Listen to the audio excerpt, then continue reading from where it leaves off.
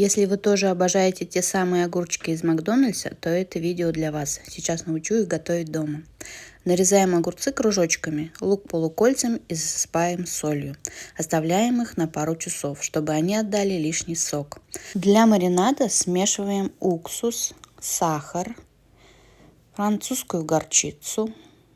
Обязательно добавьте куркуму, именно она дает этот легендарный цвет. Черный молотый перец. Все перемешиваем и доводим до кипения. Огурцы промываем под проточной водой. Забрасываем огурцы в кипящий маринад. Варим буквально 5 минут до оливкового цвета. Раскладываем по баночкам и готово. Хрустящие, кисло-сладкие, просто пушка. Полный рецепт оставила в описании. Сохраняйте и подписывайтесь на мой блог. У меня еще много проверенных вкусняшек.